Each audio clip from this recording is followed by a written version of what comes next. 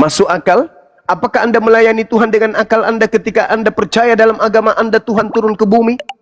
Mati dibunuh manusia? Masuk di akal Anda enggak itu? Masuk di akal Anda enggak? Masuk di akal. Masuk di akal. Ya, pengantar ini singkat para sahabat. Mantep TV sudah di like, di subscribe, di share sebanyak mungkin, cegah sahabat-sahabat kita di luar sana tidak pemurtadan.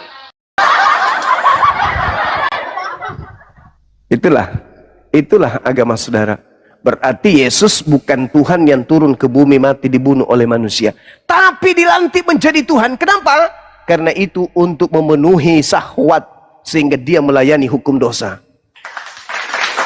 Jangan kau membunuh orang yang benar. Perintah Tuhan. Akal budi, Yesus nggak boleh dibunuh.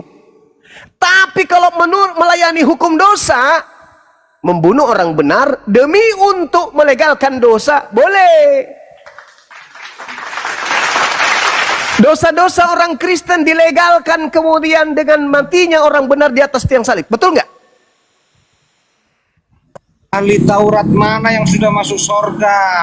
Orang-orang Kristen dosanya ini kan ilegal, tetapi kemudian menjadi legal dengan membunuh orang benar. Betul? Betul dong. Maka Paulus mengatakan, jadi dengan akal budiku aku melayani hukum Tuhan, tetapi dengan tubuh insaniku aku melayani hukum dosa.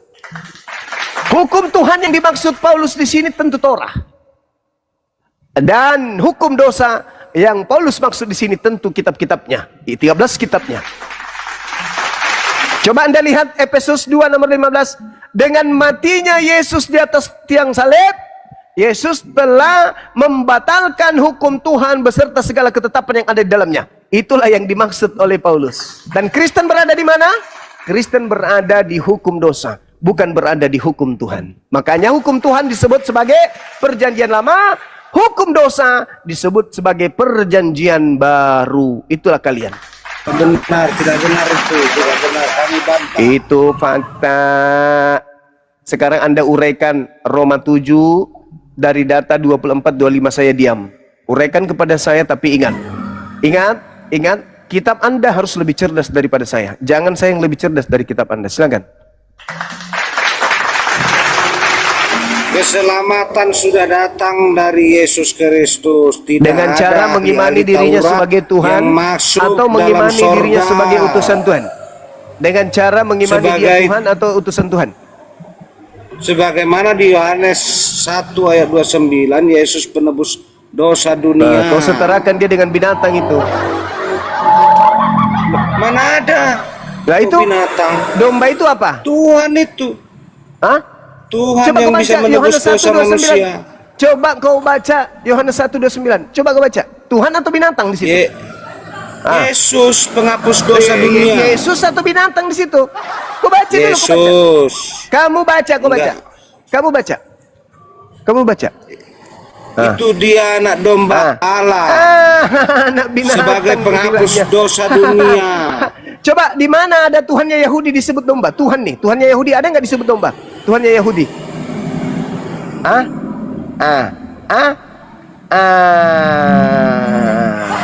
Inilah kalian pengikut-pengikut Paulus. Pengikut Paulus itu memang hidup melayani dosa. Pengikut Paulus itu memang melayani dosa. Dosa aja terus. Makan babi dosa kalian. Benar, kami bantah itu, kami bantah. Kalian mengkuduskan hari Minggu, meninggalkan Sabat. Kalian katakan hidup benar itu, padahal itu kalian bercumbu dengan dosa.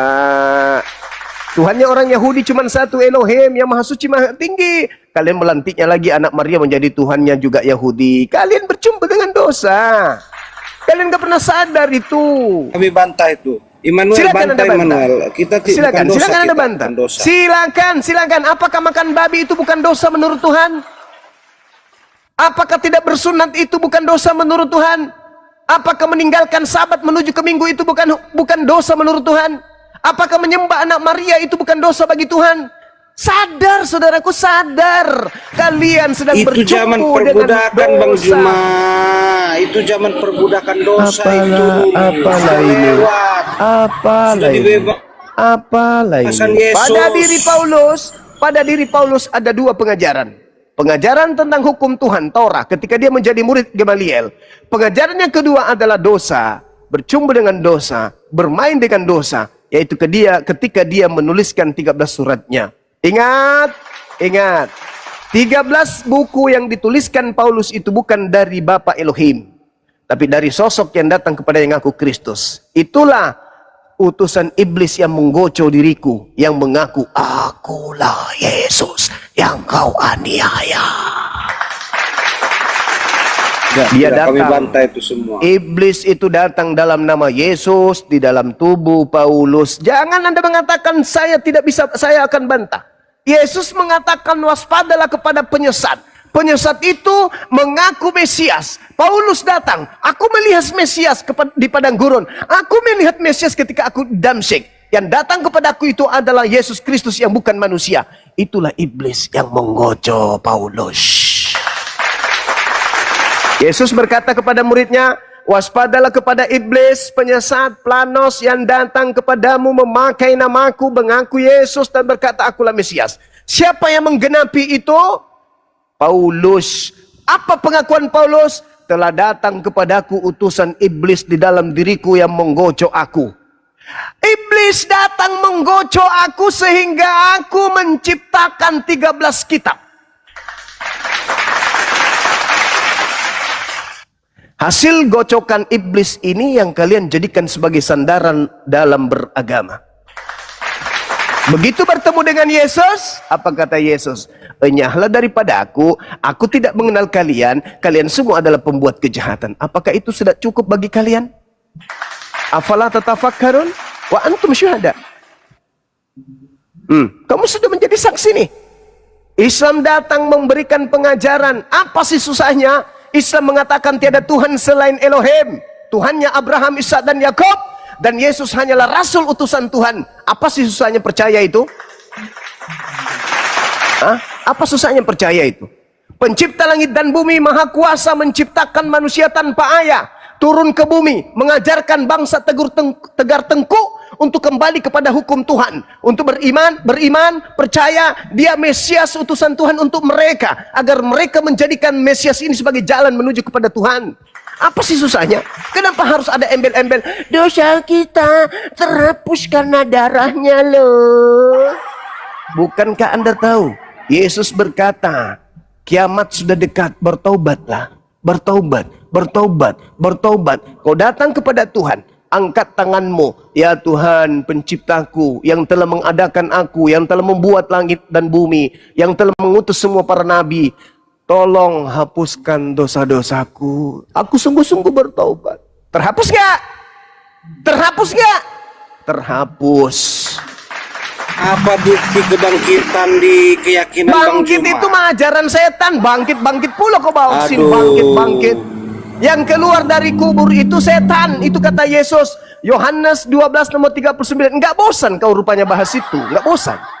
Kita datang kepada Tuhan mengadakan tangan. Ya Rabb, ya Tuhanku pencipta langit dan bumi yang maha suci, yang bukan manusia dan bukan anak manusia, yang telah menciptakan segalanya. Aku hambamu yang berdosa, aku datang kepadamu. Ampunilah segala dosa-dosaku ya Rabb, ya Tuhan. Dari zaman Henok manusia begitu Bang Juma. Dari zaman Henok. Ya Tuhan pencipta langit dan bumi, Engkau yang maha melihat dan maha mendengarkan. Ampunilah dosa. Terhapus gak dosa kita tuh? Kalau kita dengan sungguh-sungguh terhapus nggak? Terhapus. Allah kita itu maha penyayang. Allah kita itu maha Zaman pengasih. Henok. Dari zaman Henok manusia seperti itu. Nah sekarang saya tanya samamu, kalau begitu darah Yesus itu dipersembahkan kepada siapa? Kalau orang Yahudi mempersembahkan darah binatang kepada Elohim, darah Yesus dipersembahkan kepada siapa? Kepada manusia. Nenek Hubungan Kiper. manusia dengan Tuhan. Berarti kau itu mempersembahkan darah Yesus kepada manusia. Berarti kau itu pagan. Yang benar adalah korban penebus dosa itu dipersembahkan kepada Tuhan. Imamat 1 nomor 2. Makanya yang dipersembahkan binatang. Kamu dalam konsep agamamu berdasarkan ajaran Paulus yang hidup melayani dosa, Tuhan kau fitnah meminta darah manusia. Itu di mana dalilnya? Darah Yesus tumpah di salib itu untuk siapa? Dipersembahkan kepada siapa? Tuhannya Bani Israel tidak menerima persembahan darah manusia. Lalu kepada siapa darah orang ini dipersembahkan? Darah orang benar ini kepada siapa? Hah? Hah? Hah? Hah? Tuhan untuk manusia kepada Tuhan. Tuhan mana yang menginginkan darah manusia untuk ditumpahkan untuk menyelamatkan manusia lain? Bapa di sorga. Di mana Bapa minta darah manusia untuk dipersembahkan kepadanya? Banyak ayatnya itu. Ya, salah satunya Yohanes 8:37 sampai 44. Iblislah yang menjadi bapakmu sehingga kau ingin membunuh aku. Berarti yang ingin Itu menumpahkan kok lain pula. Lain itu kami tolak itu. Lain pula. Bukan. Yang mempersembahkan, Jelaskan Immanuel, jelaskan. Yang mempersembahkan kemudian darah orang benar itu bukan kepada Tuhan tapi kepada iblis. Iblis tidak suka kepada orang benar. Supaya kemudian misi iblis bisa tidak terganggu oleh orang benar, maka iblis berkongko-kongko melenyapkan, menghilangkan, membunuh orang benar ini. Supaya iblis bebas menyesatkan orang lain, orang benar harus disingkirkan.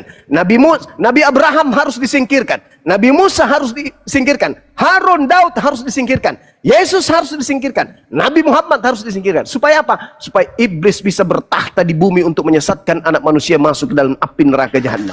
Berapa kali iblis ingin membunuh Yesus? Dan hari ini Kristen adalah kelompok manusia yang ingin sekali Yesus itu mati.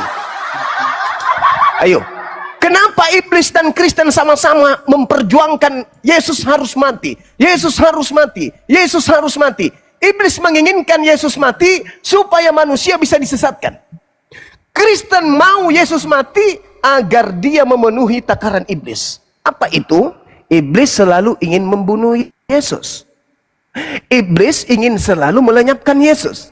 Orang Kristen selalu berjuang Yesus itu dilenyapkan, Yesus itu dibunuh, Yesus itu ditangkap, Yesus itu disalib, Yesus itu dilenyapkan. Itulah keinginan iblis. Ingat kata Yesus, waspadalah kepada penyesat yang datang kepadamu, memakai namaku, dan mereka memakai namaku untuk menyesatkan banyak orang. Kalianlah itu. Kalianlah itu. Bukan begitu konsepnya, bukan begitu. Jelaskan Immanuel. Sekarang orang Yahudi hari ini bertetangga dengan saya. Begitu anaknya lahir, anaknya diajarkan kemudian menyembah kepada Elohim, Eloah Abraham, Eloah Isa, Eloah Yakub. Di tetanggaku yang sebelah kiri, anaknya lahir jadi Kristen, diajarkan menyembah kepada siapa? Kristus, makhluk yang keluar dari kubur. Sama enggak tuh? Sama enggak? Sama enggak? Enggak sama.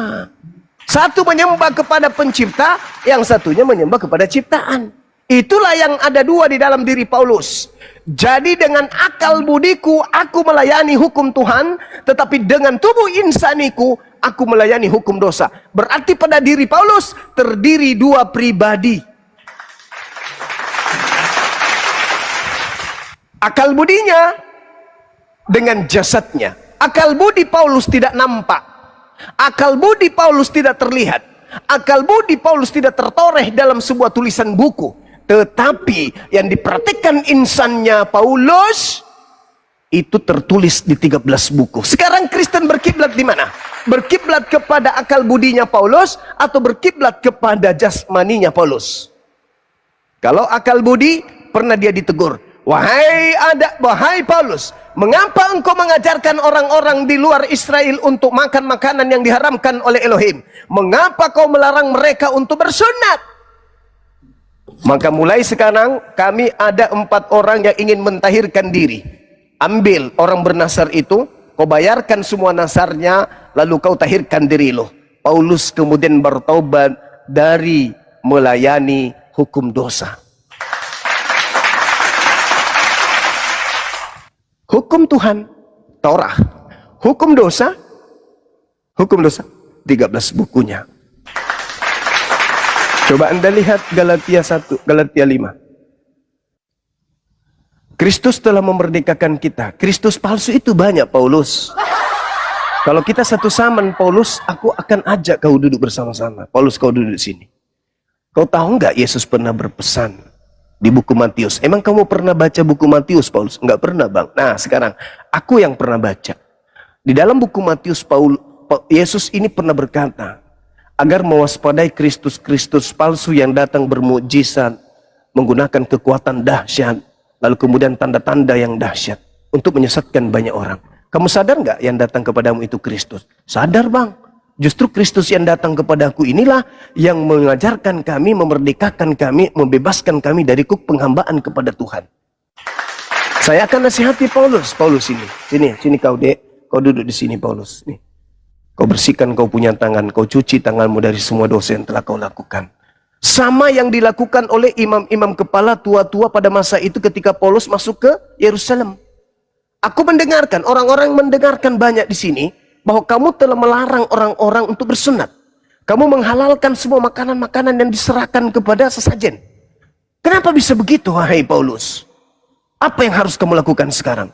Bingung Paulus, dia menjawab apa-apa. Sekarang kami ada 4 orang untuk bernasar. Kau pergi ke sana, bayarkan mereka nasarnya, lalu kemudian kau bertobat. Paulus ikut nggak? Ikut. Kenapa ikut? Karena pada dirinya Paulus itu sejatinya masih ada hukum Tuhan. Tetapi yang berkuasa dalam dirinya, yang menggocok dirinya adalah iblis dalam nama Yesus. Ayolah saudaraku. Ayolah saudaraku. Jangan kamu gengsi terhadap kebenaran. Ini nyata ini. Ini nyata. Kalau toh kalian tidak mau masuk Islam, silakan. Bisa kok keluar dari agama Anda dulu. Tenangkan diri Anda di situ dulu. Jadi agnostik dulu di situ. Tenangkan diri Anda, renungkan, keluar dari doktrin dan dogma. Habis itu ambil Bible kembali. Setelah doktrin lepas, dogma lepas, ambil Bible, baca pelan-pelan. Baca pelan-pelan. Dengan akal, dengan hati. Dengan akal, dengan hati. Karena Anda lebih pintar dari Bible. Maka Anda harus mendudukkan akal Anda daripada Bible. Jangan Anda menundukkan diri Anda di dalam Bible itu. Baca dengan hati. Baca. Setelah itu, Anda menentukan sikap. Anda mau kembali, atau Anda justru keluar. La ilaha illallah Muhammad Rasulullah. Silakan saudara renungkan. Pikirkan. Silakan. Tanamkan diri Anda untuk mengkaji Roma 7 itu. Ingat nomor 3-nya itu parah kali loh, nomor Galatia 7 itu. Parah itu bang. Kalau Anda melihat.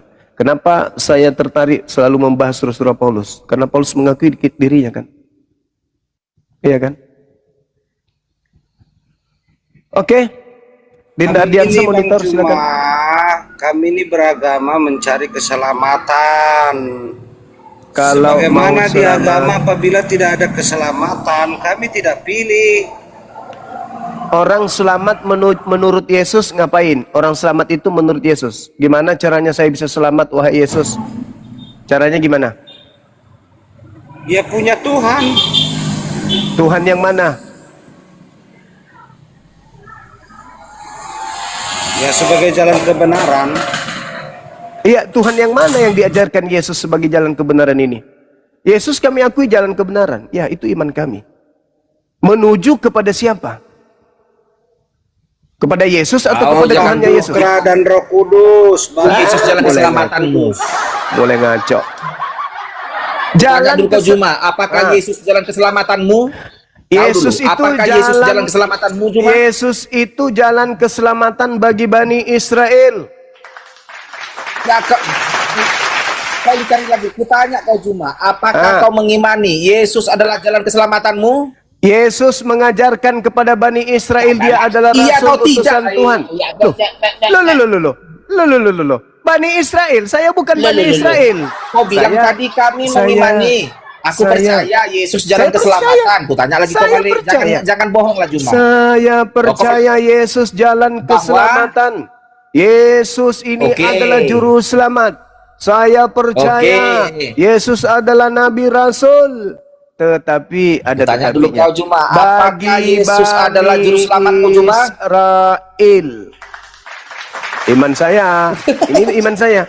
Ini iman saya. Saya percaya Yesus. Saya percaya Yesus adalah kebenaran hidup bagi Bani Israel. Itu iman saya. Iman saya kan yang Anda tanya. Begitu kawanku. Mau Yesus juru selamatkanmu, apakah Muhammad juru selamat? Oh jelas. Satu-satunya. Satu-satunya. Mana dalil? Dalil Al-Quran surah Al-Ma'idah. Al-Quran surah Al-Ma'idah menjelaskan kepada kami bahwa jangankan kami umat Islam, ahli kitab Bani Israel yang diutus kepada mereka, utusan beberapa kepada mereka pun diajak untuk beriman kepada Nabi Muhammad sallallahu alaihi wasallam. Baca dalilnya biar kita simak sama-sama. Ahlal kitab, ya ahlal kitab, qad ja'akum rasuluna yubayyinu lakum katsiran mimma kuntum tukhfuna minal kitab wa ya'funa an katsir. Qad ja'akum minallahi nurun wa kitabum mubin. Wahai ahli kitab, sungguh Rasulku Nabi Muhammad telah datang kepadamu untuk menjelaskan banyak hal dari isi kitab yang suci yang kamu sembunyikan dan membiarkan tidak menjelaskan banyak hal pula. Sungguh telah datang kepadamu cahaya dari Allah dan kitab suci yang jelas. Yahdi bihillah manittaba ridwanahu subulas salam. Dengan kitabnya yaitu Al-Quran, Allah menunjukkan kepada orang yang mengikuti ridhonya kepada jalan keselamatan. Jelas? Jalan keselamatan. Oke? Matamu suwe. Jadi ahli kitab diseru untuk merujuk kepada Al-Quran, untuk merujuk kepada Islam. Maka ketika Nabi Muhammad itu diutus oleh Allah, apa kata beliau? Ya ayuhan nas, wahai seluruh umat manusia, inni rasulullahi ilaikum. Aku ini adalah utusan Tuhanmu kepada kalian semua. Sekarang ku tanya kau, bukti nyata, di mana Muhammad sekarang berada? Kalau memang dia jalan keselamatan, Nabi Muhammad sallallahu alaihi wasallam di dalam Al-Quranul Karim diterangkan, Ali Imran ayat 169, bahwa jangan kau mengira Nabi Muhammad itu mati. Sesungguhnya beliau Nabi Muhammad sallallahu alaihi wasallam itu hidup di sisi Allah. di mana sekarang Muhammad berada? Wala tahsabannal ladzina qutilu fi sabilillahi amwata bal ahya inda rabbihim yurzaqun. Jangan sekali-kali kamu mengira bahwa orang-orang yang gugur di jalan Allah itu mati. Sebenarnya mereka itu hidup dan dianugerahi rezeki di sisi Allah. Jelas itu. Di mana? Wow, panjang kali lebar. Di mana sekarang dia berada? Di sisi Allah. Di Al-Quran, dianugerahi rezeki Al-Quran itu surah Ali Bang Juma? Imran ayat 169. Kutanya dulu saudara Immanuel. Sabar. Orang sudah mati dianugerahi rezeki bagaimana? Sabar dulu saudaraku Immanuel. Ya. Coba kita lembutkan hati kita untuk belajar Al-Quran Bible. Apakah di dalam Bible, sabar, apakah di dalam Bible saudara Nabi Musa dikuburkan di tanah? Dia di tanah, dia ditinggalkan Bukan dia oleh sampai ke Tuhan. tanah perjanjian. Dikubur di bumi atau enggak? Dia berada di Kuburkan bumi. di bumi. Di bumi. Apakah di dalam kitabmu Yesus pernah bertemu Nabi Musa? Nggak ada diceritakan. Oh ada, pernah di gunung. Bertransfigurasi. Yesus bertemu Musa di mana? Di sebelum penderitaan Yesus, dia bertemu dengan Musa dan Elia. Di mana? Betul. Di bumi. Ketika Yesus berdoa, dia apa di gunung apa itu ya? Di Terus Getsemani. dia bertemu di mana? Kutanya dulu. Dia melihat Musa di mana? Di gunung. Dan Salah. dia Salah. Hebro. Gunung Hebro. Salah. Yesus bertemu Musa di mana? ya di gunung lah. Ada pernah di bukit apa itu? Enggak. Dalam Ketika Yesus penglihatan Yesus bertemu Musa dan Elia di mana?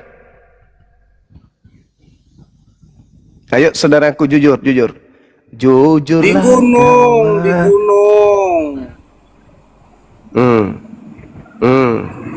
Dia memang naik ke gunung bersama Petrus, Yakobus dan Yohanes. Di Gunung Tabor, di Galilea. Nah, di situ Yesus melihat Musanya berada di mana? Di bukit itu, di gunung itu. Nah, di bukit itu, di gunung itu katanya. Berhadapan langsung. Jadi menurutmu Yang melihat Musa murid-murid- jadi yang jadi melihat menurutmu Musa dan Elia sebentar dulu. Jadi yang melihat menurutmu Musa Musa dan Elia bangkit? berbicara dengan Yesus adalah murid-murid. Silakan. jadi menurutmu Musa bangkit dari kubur? Tidak. Kok bisa bertemu dengan Musa, Yesus? Oh, Apa bang? Belum Kuasa Yesus. Tuhan, kuasa Tuhan. Ya ada Bentar, bang? itu kan roh Musa. Itu kan roh Musa. Gimana bang? Itu kan Gimana? melihat Keluaran 33 Musa turun ke ayat dunia. 18, keinginan Jadi- Musa adalah Jadi- kepada Tuhan tunjukkanlah. Jadi Musa keluar dari kubur enggak nih? Tidak. Tidak keluar dari kubur. Tubuhnya Musa masih mana ada keluar, kan belum hari kebangkitan. Jadi yang ditemui Musa itu siapa? Yang ditemui Yesus. Ketemu Yesus, Mm-mm. Musa dan Elia. Musa bisa dilihat dalam bentuk roh. Dalam kitab suci Alkitab itu bisa dilihat oleh Petrus dan murid-murid lain.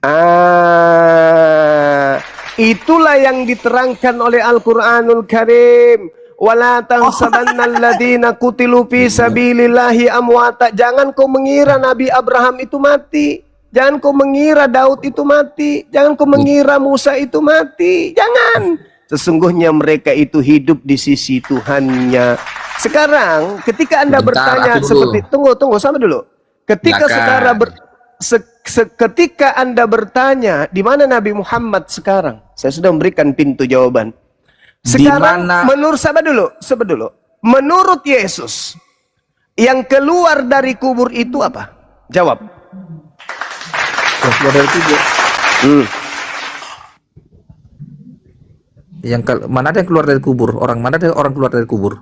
Yang mengaku kepadaku telah diberi kuasa, pergilah ke seluruh dunia, jadikanlah seluruh bangsa menjadi pengikutku, itu menurut Yesus itu apa? Menurut Yesus, itu Yesus sendiri. Bukankah Yesus mengatakan Kristus palsu akan melakukan tanda dahsyat? Kristus betul. Mari kita bahas Kristus palsu. Ayo, apa itu? Kayak mana? Tunggu dulu. Bukankah Yesus pernah mengatakan waspadalah kepada Kristus yang datang melakukan tanda dahsyat? Betul, ada. Betul. Apakah ucapan pergilah ke seluruh dunia, jadikanlah seluruh bangsa menjadi pengikutku, ini pernah Yesus ucapkan kepada murid-muridnya sebelum terjadi tragedi penyaliban? Oh, tidak pernah. Tidak pernah. Apakah Yesus sudah menamatkan ajarannya ketika dia berkata segala firman yang engkau berikan kepadaku telah aku sampaikan kepada mereka? Apakah masih ada ucapan yang belum disampaikan? Untuk hal yang harus disampaikan Yesus sudah disampaikannya. Sudah disampaikan semuanya. Jadi yang menyampaikan pergi ke seluruh dunia itu siapa? Yesus. Mana yang betul ini? Mana yang betul? Sudah disampaikan seluruh firman atau masih ada yang belum disampaikan? Bukan begitu maksudnya, bukan begitu. Loh, ya, tunggu. Apa yang sebentar? Aku dulu lah. Gini dulu. Yesus sudah menamatkan. Yes, Tuhan, sabar dulu. Yesus sudah menamatkan. Ampun matiku. Apa Segala yang harus firman- Yesus sampaikan lu? Segala lidah firman- karet, sabar dulu. Segala firman yang Tuhan berikan kepada Yesus, Yesus sudah akui. Semuanya Benar. telah disampaikan, betul? Masih ada nggak yang Sudah. belum disampaikan? Masih ada untuk setelah kematian. Berarti Tanya, Yesus ada lagi? pembohong. Segala firman yang pembohong. segala firman yang Tuhan berikan kepadaku telah aku sampaikan atau belum aku sampaikan?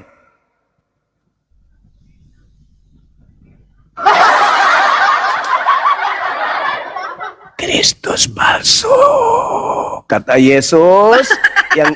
yang keluar dari Sekarang iblis jangan itu, dulu yang keluar kemana-mana, dari Muhammad kubur dan itu Yesus kita sekarang. iblis. Melakukan komparasi antara Yesus dan Muhammad. Oke. Muhammad sekarang berada di mana? Berada di sisi Allah. Kan tadi sudah kubacakan dalilnya. Di Islam Sebentar, itu kalau inna aku lillahi dulu. wa inna ilaihi raji'un. Ma- Wa la tahsabanna alladhina qutilu fi sabilillahi amwata bal ahya'u inda rabbihim yurzaqun. Itu dalil, Bang. Dalil. Tidak bisa ada bantah itu. Aku ikuti kau, aku ikuti kau. Kau Ah. bilang tadi Muhammad ada di sisi Allah. Yes. Apakah Allahmu sekarang berada di surga? Allah pencipta langit dan bumi itu tidak berada di sebuah alam seperti surga.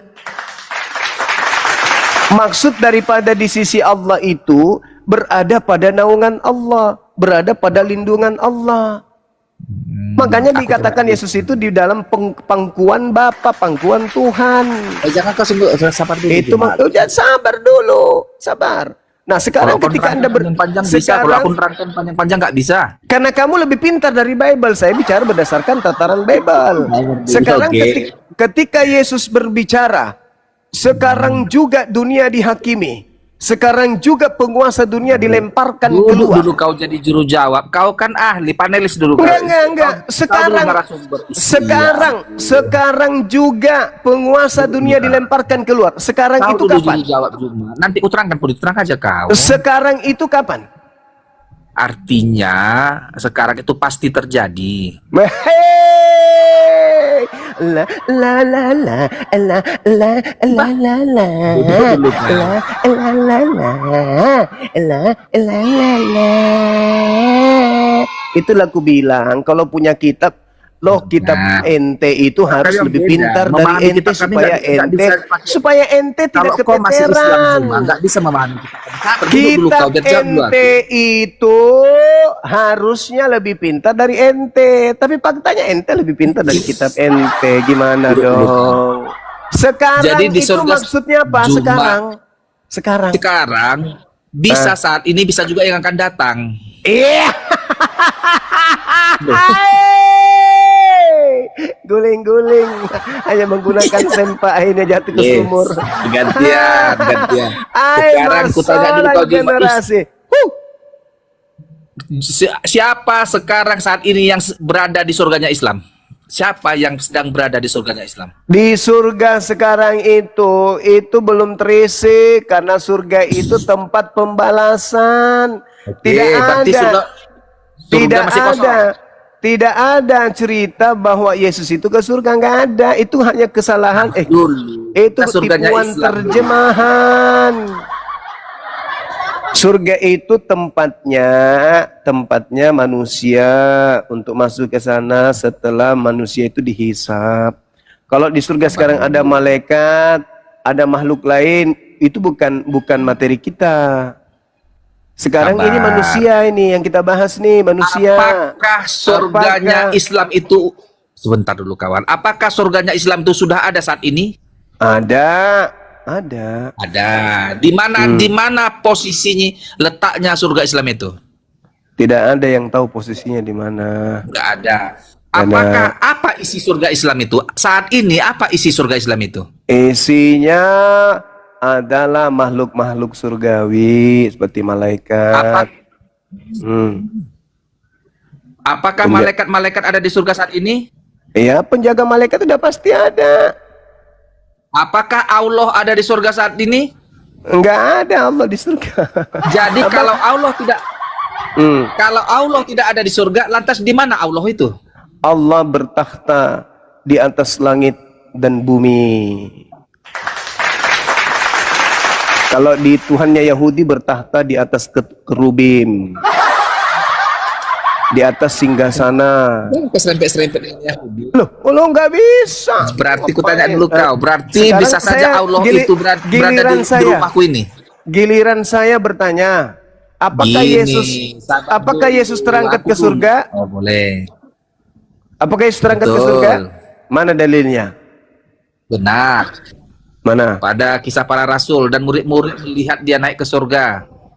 Naik ke langit atau naik ke surga? Walaupun naik ke langit.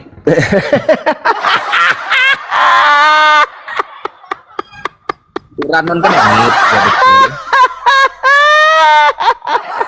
Kenapa lembaga Bible menulisnya surga? Kenapa? Supaya Karena daya tarik, supaya daya surga itu tarik, supaya daya tarik supaya banyak orang tertipu. Bukan, supaya mengerti Masalah generasi. tempat terakhir. Karena orang itu sejatinya selalu ingin surga, surga, surga, surga. Supaya banyak orang tertipu menyembah makhluk kuburan, Yesus dituliskan masuk ke surga. Jadi aku Orang tanya saya kau, jadi kaku. sebentar. Apakah di saat Allahu ini Akbar. cuma bidadari sudah ada di surga? Ada di surga. Dibilang tadi makhluk-makhluk surga. Kenapa? Kenapa rupanya? Kenapa rupanya? Makhluk-makhluk Apakah surga itu. bidadari Coba, yang cantik coba Anda baca 1 Korintus 4:8. Makhluk-makhluk surga sama seperti Yesus berasal dari surga. Sudah ada surga katanya. Makhluk-makhluk surga. Ini pertanyaan-pertanyaan apa yang kayak gitu? Apakah Keselamatan, Bang Juma. bidadari Tahu. Aduh, ada dari kerja si Jumi. Pertanyaan yang kayak begitu, saudaraku, sama ketika saya bertanya, apakah perempuan-perempuan sundal sudah ada di surga? Sama. Jangan kau jatuhkan dirimu, jangan. Karena Yesus mengatakan lebih dulu wanita-wanita pesundal ke Nggak turun surga. ini ke aku. Jangan, Lagi senang ya. turun ini. Jangan tanya yang kayak gitu, karena surga itu gaib, jangan. Nanti kau malu. Yang kita bahas sekarang ini adalah ketika Yesus berkata, sekarang juga penguasa dunia adalah iblis dilemparkan keluar. Iblis pada saat itu dilemparkan dari mana? Kan sudah dari zaman Adam dilemparkan dari langit, dari surga ke bumi. Nah, saat Yesus sekarang juga, marilah kita membahas ajaran. tunggu, saudaraku, tunggu. Jangan kita membahas surga yang belum kita ketahui. Iya, An makanya asrama kita itu, makanya ajaran yang Islam kita bagaimana, bahas, ajaran Kristen yang kita bagaimana. bahas ini, Begitu aja. yang kita bahas ini yang Ajaran, keluar Pak. dari kubur. Betul. Karena kan Nabi kami Nabi Muhammad tidak keluar dari alam kubur katamu. Nah, sekarang yang keluar dari kubur itu menurut Yesus itu di dalam pengakuan Yesus Yohanes Yang bangkit 12:31 bangkit dari 51. kubur, Dengar. bangkit dari kematian. Sekarang juga iblis dilemparkan keluar. Keluar dari mana? Jadi gini, Bang Juma. Kami ini kan Keluar sedang dari mencari mana? Juma. Di dalam Kristen, konsep kami keselamatan sudah ada. Iya, konsep Bagaimana di dalam keselamatan ajaran itu Bang diusir. Juma? Apakah keselamatannya sudah ada atau belum? Keselamatan di Kristen itu mana? Tunjukkan ke saya mana. Sudah Mana? melalui penebusan dosa, Nenekmu kiper. penghapusan dosa.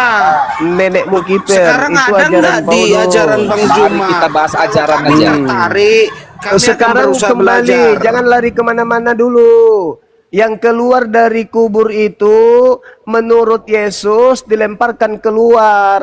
Ayo, itu Yesus mengatakan dalam Yohanes 12:31, sekarang juga dunia dihakimi, sekarang juga iblis dilemparkan keluar. Sekarang itu keluar itu dari mana? Kan tadinya dari surga ke bumi. Nah, ketika dia di bumi ternyata dia disimpan di alam orang mati, yaitu dalam kubur. Ketika Yesus mengatakan sekarang juga penguasa dunia itu dilemparkan keluar, ketika penguasa itu keluar pasti dia mengatakan segala kuasa telah diberikan kepadaku. Itu kan iblis. Segala penguasa dunia kan iblis menurut Yesus. Nah, ketika ada yang keluar dari kubur, dilempar keluar dari dalam, mengatakan kepadaku telah diberi kuasa. Menurut Yesus itu siapa? Penguasa dunia itu siapa menurut Yesus? Mulai Emmanuel tentang keselamatan di kita. Jadi apa yang dilemparkan keluar dari apa itu? Itu nabi-nabi palsu, Mesias palsu dilemparkan semua itu. Termasuk Dilemparkan sekarang. Jangan pakai nabiku karena nabiku nggak ada di abad itu. Sekarang Mesias palsu. Kan kau bilang juru selamat, Mesias. Sekarang Mesias Semua palsunya orang yang mengaku juru selamat dan Mesias harus dibuktikan. dilemparkan keluar. Jika Dari pun mana? dikatakan sekarang, artinya bisa berlaku saat ini dan bisa berlaku ke depan hari. Nenekmu kiper, kau lebih pintar dari Bibelmu. Salto dulu kau diparet-paret sana Juma. Kalau nggak paham kau kitab Kristen, jangan sok sekarang pandai-pandaian. itu dia dilemparkan keluar dari mana? Dari Kok dari mana? Coba baca dulu kitabnya itu dulu. Pakai dulu, baca dulu dengan jelas itu. Yesus memberikan tanda kepada orang jahat, manusia dilempar keluar dari kubur. Matius 12 nomor 37 nomor 40. Orang jahat minta tanda dan tidak diberikan tanda apapun kepada orang jahat selain manusia keluar dari kubur. Yesus mengatakan sekarang juga iblis dilemparkan keluar. Iblis keluar untuk apa? Untuk orang jahat pastinya. Nah, orang jahat diberi tanda apa? Anak manusia keluar dari kubur. Siapa yang menyembah makhluk yang keluar dari kubur? Meow. Meow. Meow. Baca Yesaya 14. Yesaya 14 Anda baca nomor 15. Apa yang tertulis di situ? Iblis dilemparkan ke dalam kubur. Sekarang juga iblis dilemparkan keluar. Keluar dari mana? Keluar dari apartemen. Keluar dari hotel. Keluar dari pasar. Enggak, berdasarkan Yesaya 14:15 keluar dari kubur. Siapa yang menyembah manusia keluar dari kubur? Teman-teman? Siapa?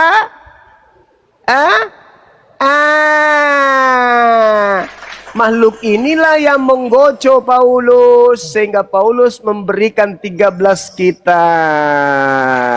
Di mana kitab ini menentang hukum Tuhan, di mana kitab ini yang dipakai oleh Kristen untuk melegalkan ajaran di luar ajaran Tuhan, untuk menghantam Taurat, hukum yang datang kepada Bani Israel. Oke, karena guru kita sudah tidur, alangkah baiknya kalau di-mute aja.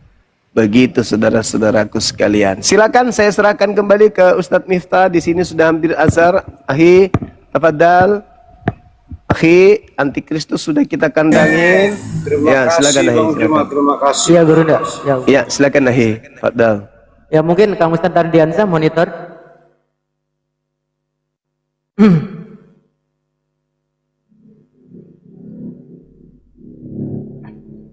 Jadi jelas ya teman-teman, Yesaya yang tadi di mana iblis kemudian lemparkan ke dalam kubur dan setelahnya iblisnya keluar dilemparkan dari dubur. Kubur. Lanjut.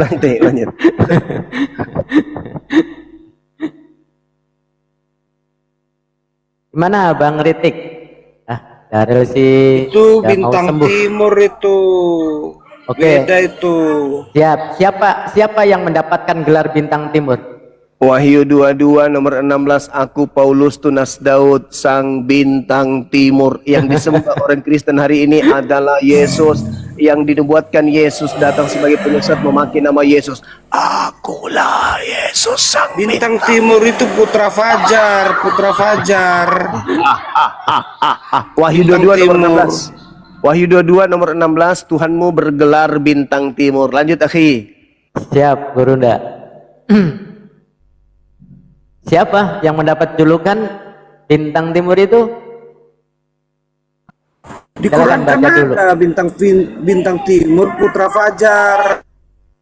Lah itu udah dibacakan sama Guru ndak.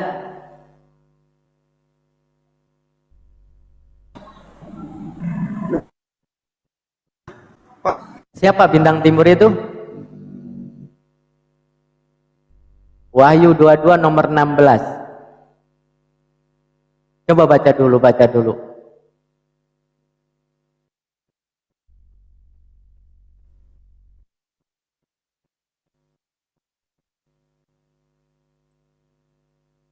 Siapa? Ritik. Aku Yesus telah mengutus malaikatku untuk memberi kesaksian tentang semuanya ini kepadamu bagi jemaat-jemaat.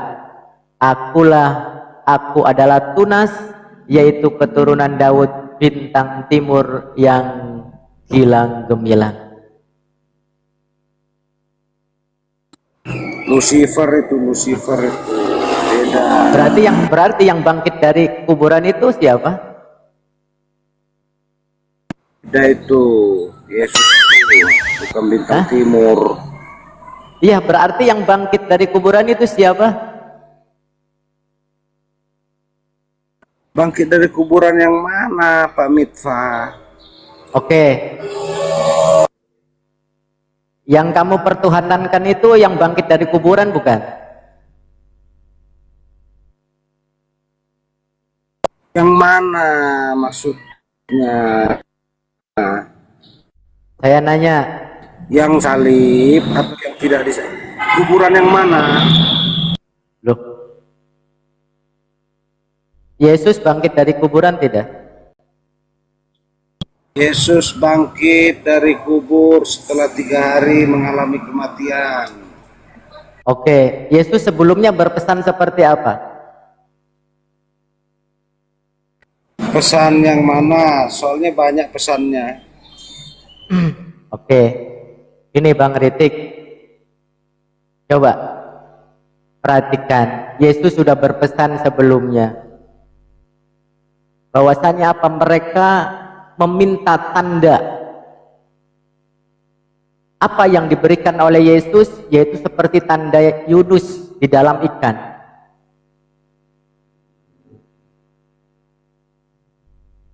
Yunus di dalam ikan berapa hari coba?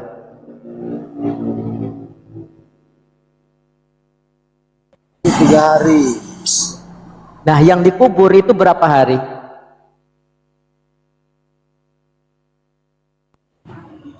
3 hari. Sama tidak?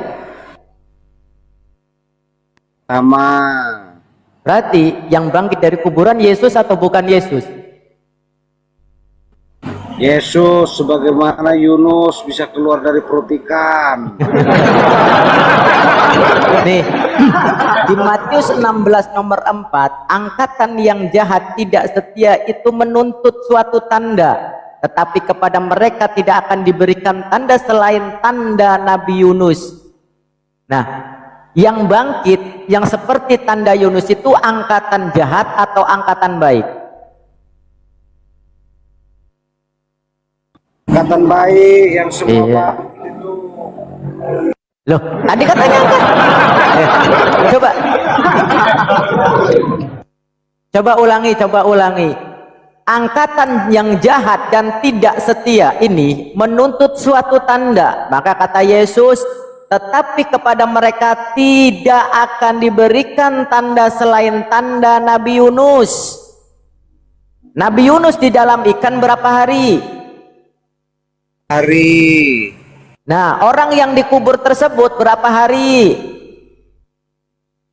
Yesus 3 hari dalam kubur. Berarti sama enggak dengan tanda Yunus?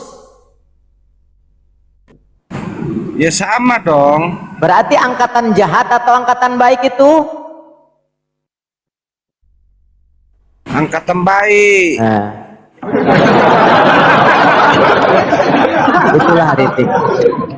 Kenapa kamu tolak semua pengajaran Yesus?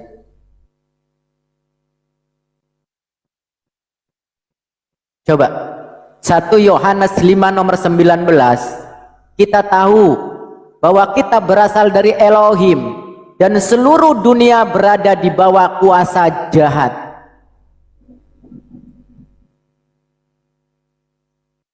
Tadi juga sudah disebutkan Gurunda 1 Korintus 5 nomor 5. Orang itu harus kita serahkan dalam nama Tuhan Yesus kepada sibilis, sehingga binasalah tubuhnya agar rohnya diselamatkan oleh Tuhan. Saya ulangi lagi. Tanda angkatan jahat tersebut sama dengan tanda Yunus, betul tidak? Saya boleh bantu dengan logika Pak Mitfah. Logika. Jawab dulu dengan jujur. Ketika Yesus ditawarkan setan untuk menguasai dunia, apakah itu tawaran baik? Oke, yang menawarkan itu siapa yang menawarkan? Setan. Hah? Tuhan? Hah? Aja. Ketika Yesus diuji di padang gurun, ditawarkan setan menguasai dunia, apakah itu tawaran baik? Ngadi-ngadi ngarang, terus ngibul. Itulah artinya kita bisa membedakan mana hal yang baik, mana hal yang buruk, Pak ngibul, Mitfah. ngibul terus. Coba Matius 24, waspadalah supaya jangan ada orang yang menyesatkan kamu, sebab banyak orang yang akan datang memakai namaku dan berkata akulah Mesias, dan mereka akan menyesatkan kamu. Yang bangkit dari kuburan itu mengaku sebagai apa?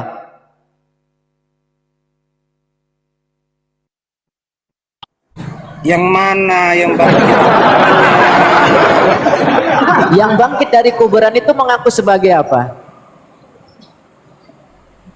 Yesus yang pertama bangkit dari kematian, setelah itu disusul ribuan banyaknya yang bangkit dari kubur. Kritik, kritik.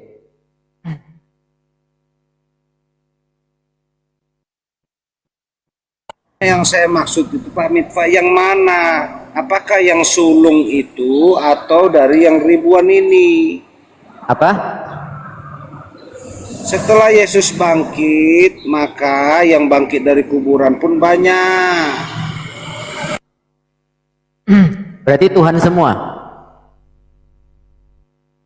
Enggak lah, satu aja Tuhannya, Yesus. Parah, parah, parah. Kamu sebenarnya percaya nggak sih dengan Yesus, Ritik? Sangat percaya Pak Mitfa, makanya saya bisa membedakan mana perihal baik, Oke, mana perihal buruk. berarti kalau misalkan kamu percaya angkatan jahat itu tanda-tandanya seperti Yunus yang ada di dalam ikan 3 hari, ataukah tidak seperti Yunus di dalam ikan 3 hari?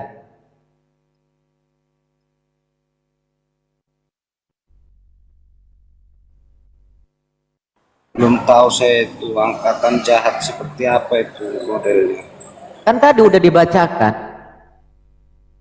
angkatan yang jahat tidak menuntut suatu tanda, tetapi kepada mereka akan diberikan tanda selain tanda Nabi Yunus.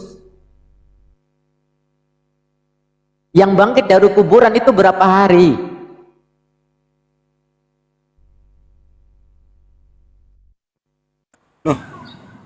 Yesus itu mati, Yunus tidak mati. Oke, berarti Tuhanmu mati. Yesus mati 3 hari. Iya, berarti Tuhanmu mati. Iya, Tuhan Yesus mati 3 hari. Iya, berarti Tuhanmu mati. Iya, iya betul.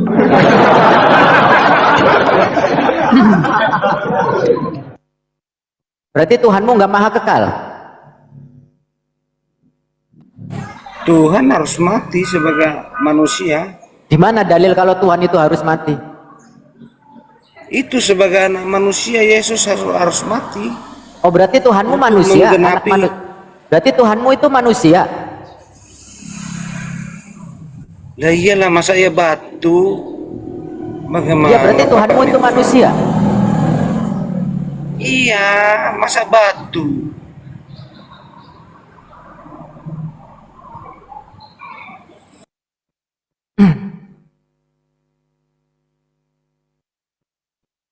Ya, silakan buat ini ya, teman-teman ya. Maka kenapa gini, saya selalu mengatakan dan tidak bosan-bosan ya untuk mengingatkan diri saya pribadi dan juga untuk mengingatkan kita semua ya, bahwasanya jangan pernah berhenti bersyukur selama nafas ini masih berhembus, selama mata ini masih bisa berkedip, selama lidah ini masih bisa berdecap, selama jantung ini masih bisa berdetak, selama nadi ini masih bisa berdenyut. Jangan pernah berhenti bersyukur sampai detik ini, yang mudah-mudahan sampai akhir hayat nanti kita masih memegang iman dan Islam. Karena seperti yang kita lihat, ketika mereka tidak memiliki iman dan Islam, lihatlah mereka menolak waras. Lihatlah mereka ODGJ, orang dengan gangguan jisus, Lihatlah mereka. Ulaika hum syarrul bariyah. Seburuk-buruknya makhluk.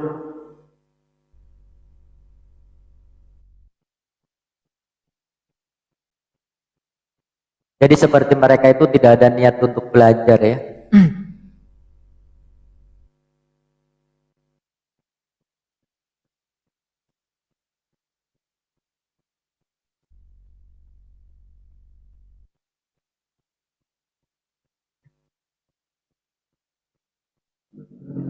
Oke, Kak Alin. Monitor. Ya, teman-teman sambil bantu tab-tab share-share ya, posting ulang. Sambil tab-tab kita baca kalimat Allah atau subhanallah, walhamdulillah, wala ilaha illallah ya. Wallahu akbar. Kak Alin, Kak Alin nih.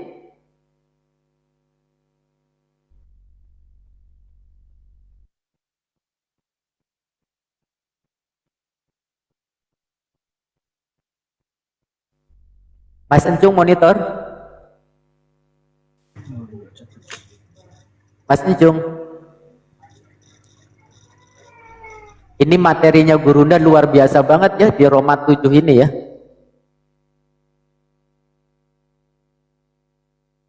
Jadi memang selama ini teman-teman Aliteng ini terkungkum, terjebak dalam doktrin kegelapan ya.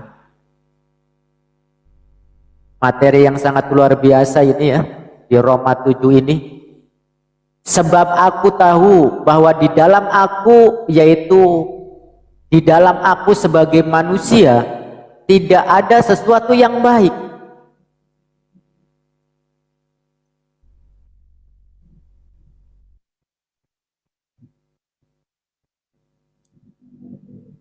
Coba apa yang ditulis oleh Paulus ini diajarkan. Sebab aku tahu bahwa di dalam aku, yaitu tidak ada, yaitu di dalam aku sebagai manusia tidak ada sesuatu yang baik. Waalaikumsalam warahmatullahi wabarakatuh. Kang Dito. Naik Kang Dito. Bentar.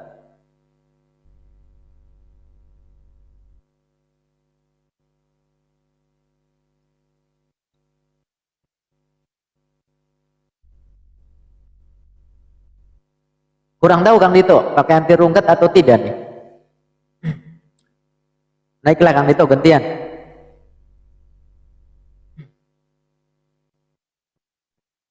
Pakai Pak Ustadz yang dari Kang Dito ini. Oh, pakai katanya Kang Dito pakai. Pakai anti rungkat, anti peluru ya, anti bom, anti santet.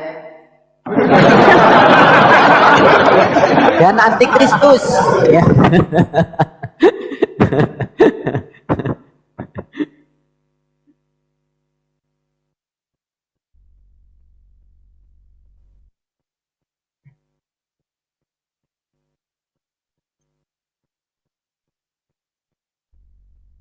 Cari lagi. Muslim semua ini yang minta naik ini.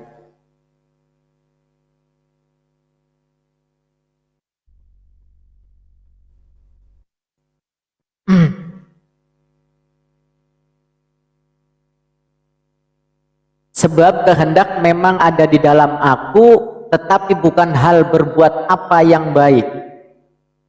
Ajaran Paulus di dalam kemanusiaannya tidak ada sesuatu yang baik. Sebab kehendak memang ada di dalam aku, tetapi bukan hal berbuat untuk yang baik.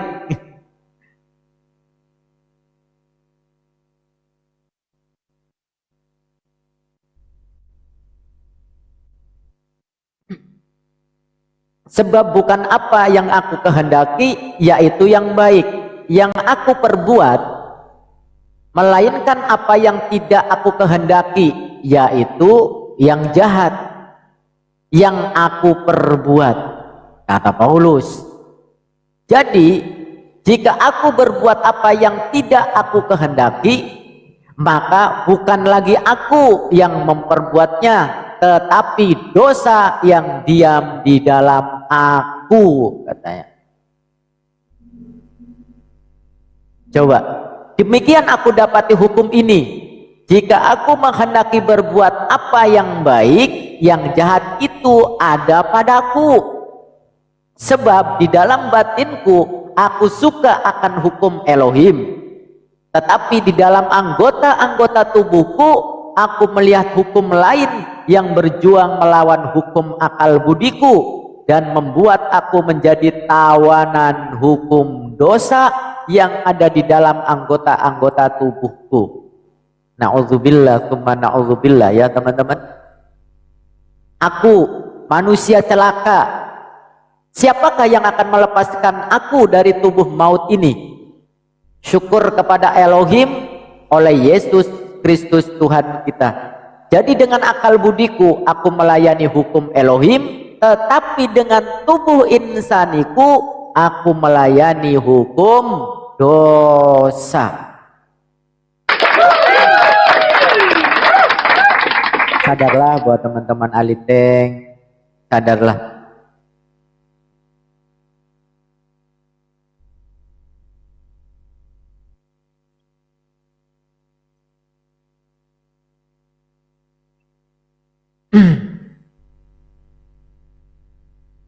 Kamu sadar Diansyah monitor?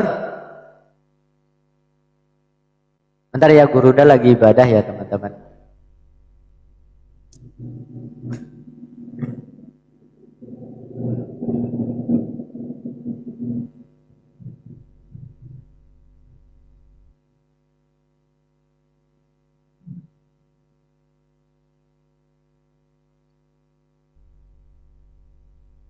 Iya, ngeri kali, ngeri.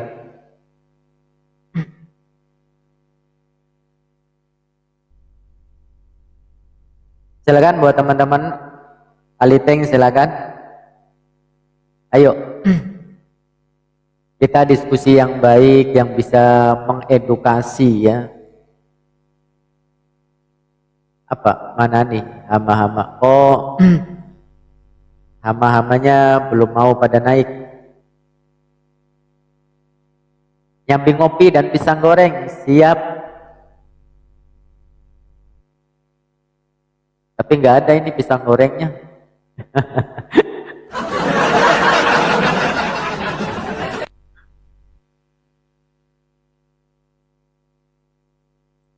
Aku goreng dulu ya Pak Ustadz. Oh, siap, COD, Sherlock. Waalaikumsalam warahmatullahi wabarakatuh.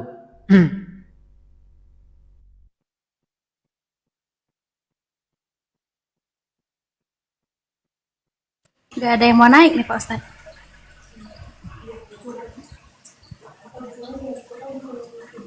Teman-teman yang di bawah tap-tap ya.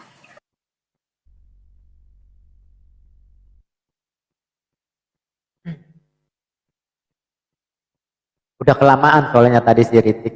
Udah kelamaan tadi si Ritik ngawur, nanti lain kali aja. Kalau nggak diturunin nggak nyambung. Waalaikumsalam warahmatullahi wabarakatuh. Ukti Emirah.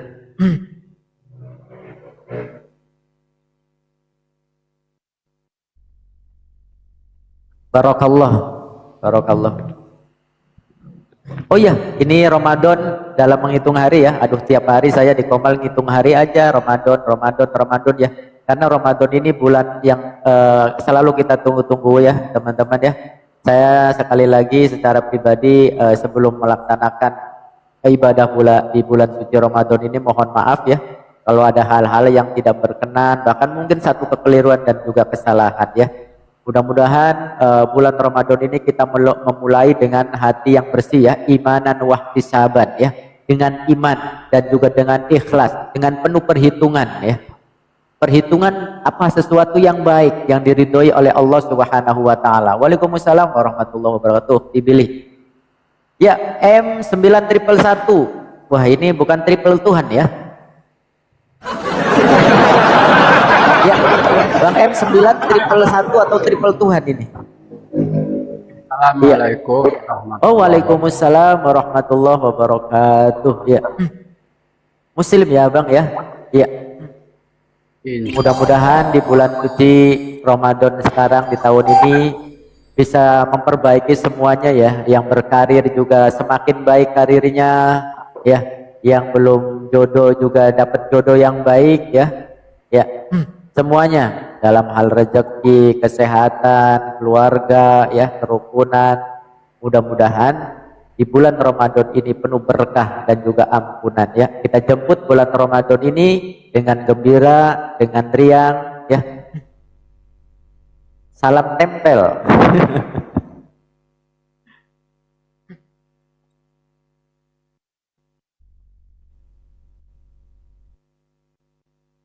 Ayo silakan buat anak-anak dewa, pengikut daripada suku Binyamin yang mengaku orang Parisi, ketika masuk ke orang Yahudi mengaku orang Yahudi, ketika membaca Taurat pura-pura menjadi ahli Taurat. Nah, ketika masuk di Indonesia LAI yang mayoritasnya Islam pura-pura jadi ya ini pura-pura seperti keislam-islaman. Waalaikumsalam warahmatullahi wabarakatuh. Gurunda lagi beribadah ya teman-teman, lagi asar nih. Serigala berbulu udah, serigala bukan berbulu domba ya. Kalau aliteng di LAI, Bani LAI ini bukan serigala berbulu domba, tapi serigala berbulu B2 ya.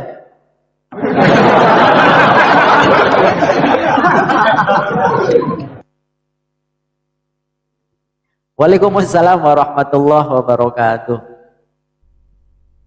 Iya, jadi agama bunglon ya. Masuk ke Bali jadi Sang Hyang Widi Yesus. Masuk ke Batak jadi Batak. Masuk ke Islam diambil Allah apaan. Assalamualaikum warahmatullahi wabarakatuh.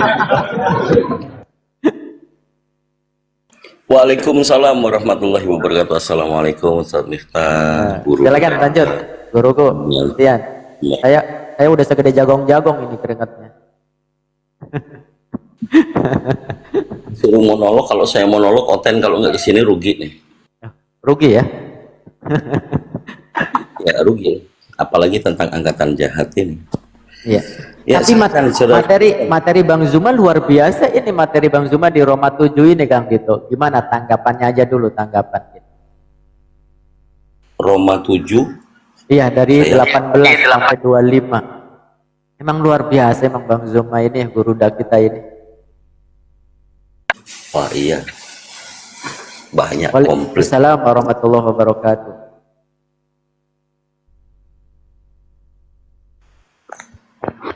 Jadi kalau tulisan Roma, apakah Roma ini kondisinya ada di Italia atau yang ada di Konstantin? Nah, secara fakta sejarah dulu Roma itu ada dua, teman-teman. Ada Romawi Timur disebut Konstantin, itu yang ditaklukkan oleh Pangeran Muhammad Al-Fatih. Kemudian ada Roma Barat, yaitu di Italia sana kan ada Roma tuh. Nah di situ. Tapi kalau hal tentang kristologi, nih Gurunda saya yakin sudah materinya sudah dipaparkan, tinggal nunggu Otennya. Mungkin Oten yang mau benar-benar belajar, silakan naik, berdiskusi, bantah apa yang dinarasikan yang menjadi presentatif. Saya rasa orang yang hikmat akan bertanya, orang yang pintar akan membantah. Masih adakah kira-kira? Dinaik deh. Aduh, jangan dibawa tappingnya. Syukran Mbak Bunda Emira, insyaallah. Barakallahu fiik. Silakan. Ayo Junaidi. Jangan cuman tapping, masa baru beberapa kata per kata sudah tappingannya begitu. Panas ya?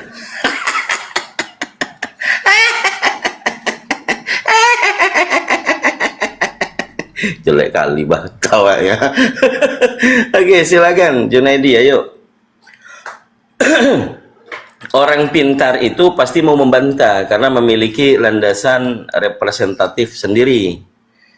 Tapi kalau orang nggak pintar ya, saya nggak bilang bodoh ya. Meskipun boleh di sini sudah anti rungkat, boleh bilang yang kayak gitu, tapi nggak pantas.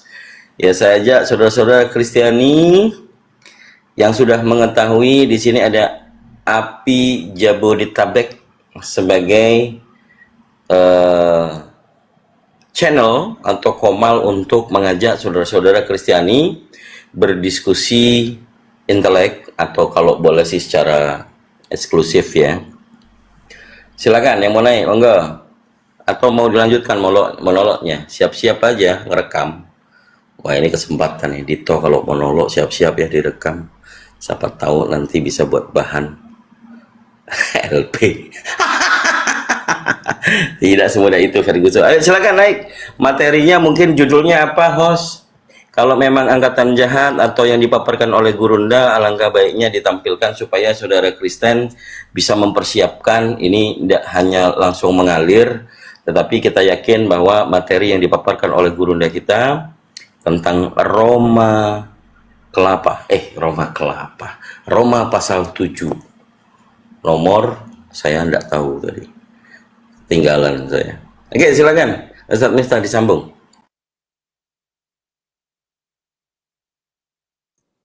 Ustaz Miftah, monggo. Iya. Sambung. Lanjut. Kayaknya lanjut. tadi nomor 18 sampai 25 kalau aku nggak salah. Iya betul, 18 sampai 25. Silakan buat teman-teman Aliteng, silakan. Ayo. Junaidi itu dia kenapa nggak mau naik? Dia itu takut kalau dia naik berdiskusi semakin banyak yang mualaf teman-temannya itu kan gitu. Lihat diskusinya si Junaidi ini, takutnya teman-teman Aliteng, loh kok gini amat ya, Chris Aliteng ya, gini amat gitu loh, kayak gitu. Silakan Junaidi. Ya, sekedar informasi, tadi siang yang calon mualaf kita yang bernama Didi Jackson nanti akan menemui saya, bukan saya menemui beliau. Jadi tadi sempat WA-an, Pak, biar saya nanti yang ke Denpasar nemuin Bapak. Ya, insya Allah nanti dilancarkan ya. Insya Allah nanti nggak tahu di mana. Yang jelas calon mualaf kita ini sudah mantap untuk memeluk agama Islam. Amin. Allahumma amin. Amin. Allahumma amin. Pendeta aja mualaf, kapan kalian jemaat? Waalaikumsalam warahmatullahi wabarakatuh. Nanti berarti kalau mualaf semua kayak gitu tinggal Junaidi ya yang mondar mandir tiap pemal ya Kang Dito. Tengok lagi gitu, mualaf lagi, tengok lagi, mualaf lagi, kata Junaidi, tinggal sendirian aja mondar mandir gitu.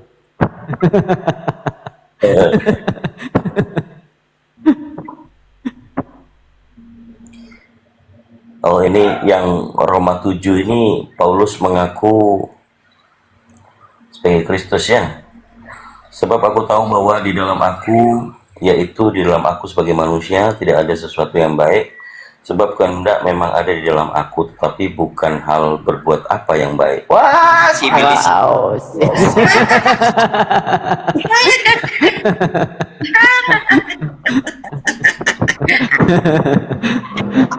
Akulah Paulus. Aduh, ngeri sedep ini mah. Kalau Gurunda itu satu dalil, kemana improvisasinya, itu yang harus dicatat. Masya Allah. Jadi part ini yang mengatakan aku di sini adalah Paulus. Nah, udah ketahuan tuh. Allahu Akbar. Silakan, saudara-saudara Kristen. Paulus dinatur.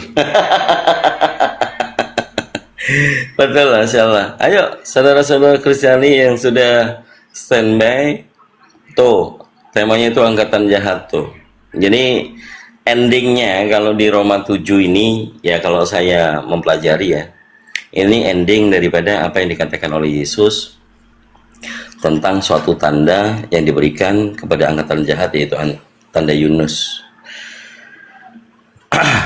Ya, mungkin partnya Gurunda biar kita sama-sama menyimak. Beliau kalau sudah selesai ibadah akan standby. Silakan saudara Kristen, kita hanya mengumpulkan di sini Anda yang punya kemampuan, kapabilitas ya untuk menjelaskan, mengkanter. Silakan naik ke atas, dinantikan, atau sembari menunggu bisa sama saya santai dulu. Nanti begitu Gurunda sudah hadir, saya akan menyajikan santapan hidangan yang lezat gitu kan. Biar Anda nanti dikunyah dicampur cemangi. Ayo silakan yang mau naik, monggo. Temanya angkatan jahat. Dalam khutbah Petrus dikatakan di Kisah Para Apostolos pasal 2 semuanya tentang khutbah Petrus yang menggambarkan bahwa endingnya di nomor 40 ya.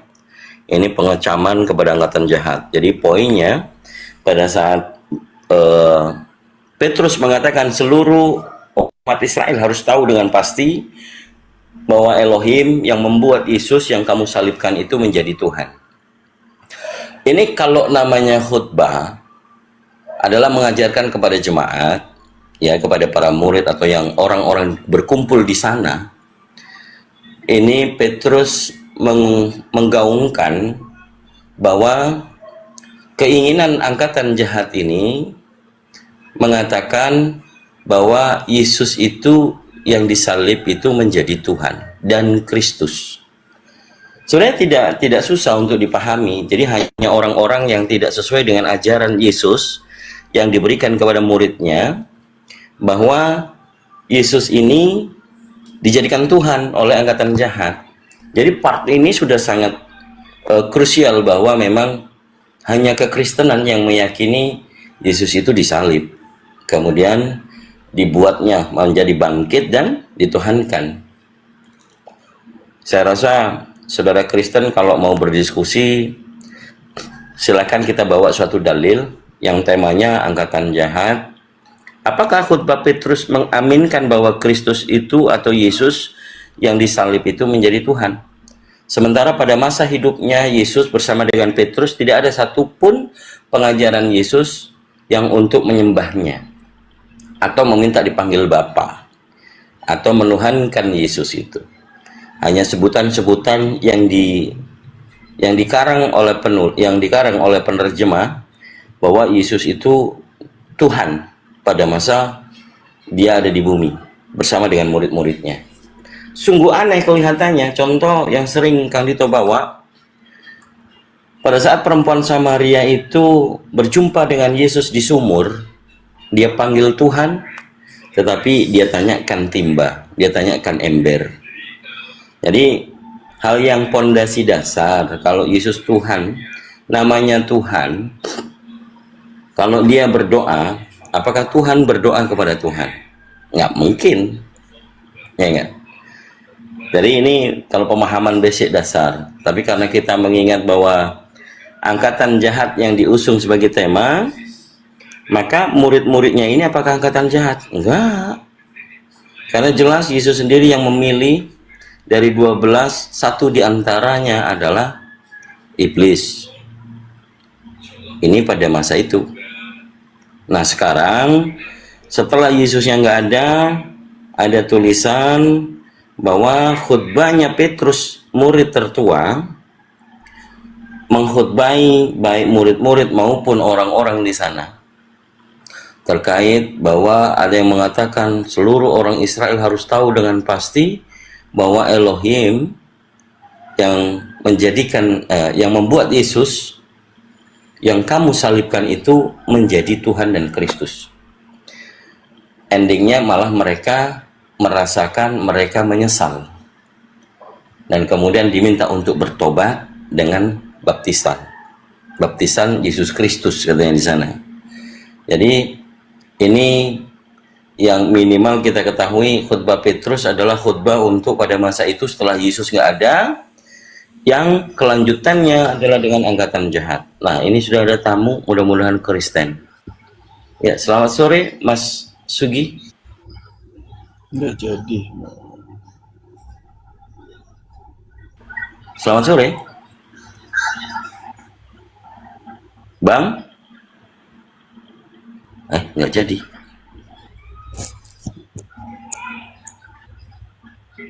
Ini hostnya atau Mbak Sri nih yang sapa? Kalau saya yang sapa hilang nanti.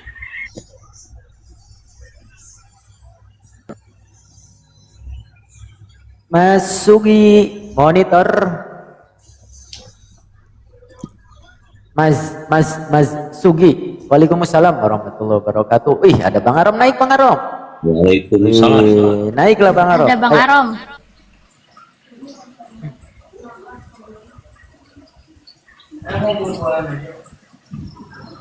Assalamualaikum warahmatullahi wabarakatuh semuanya. Waalaikumsalam warahmatullahi wabarakatuh. Akhirul kiram. Masyaallah. Apa kabar? Saudara? Baik. Masya Allah. Ini kalau udah beliau naik ini, wow, pasti banyak ini yang ngikutin.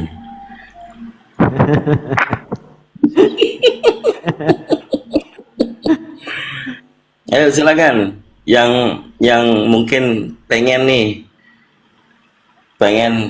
ayo Arom, jangan kau lama-lama di situ, balik lagi. Kalau enggak awas kau.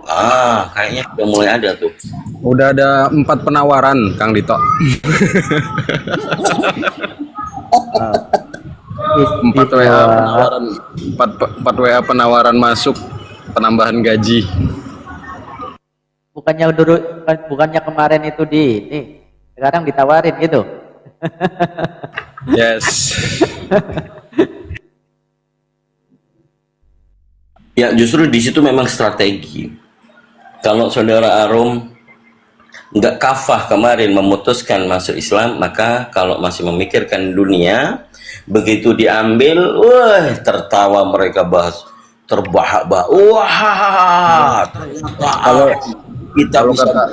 Kalau kata Pak Haji Kang Dito, ketika saya tunjukin WA-nya, Pak Haji, saya masih di Uber ini ditawarin lagi untuk kembali dan dinaikkan gaji. Kata Pak Haji, berapapun gaji itu, kalau namanya udah salah dengan Tuhan, hidup ini nggak hanya di dunia, kekal itulah nantinya yang menunggu.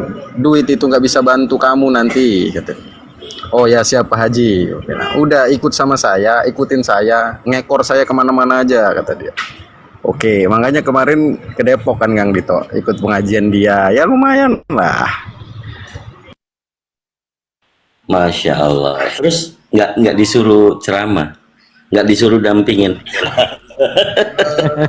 Banyak sih yang nanya-nanya, cuman ya karena kajiannya kan bukan itu sih, tentang bulan puasa kan, mau menyambut bulan Ramadan kan, kajiannya itu.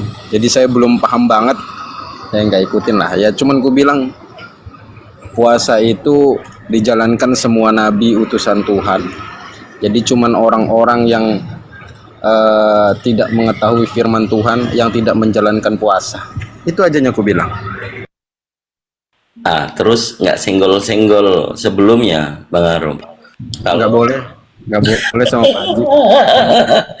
Ya gimana umat sebelah itu, tempat saya kemarin berlabuh di sana, gitu kan?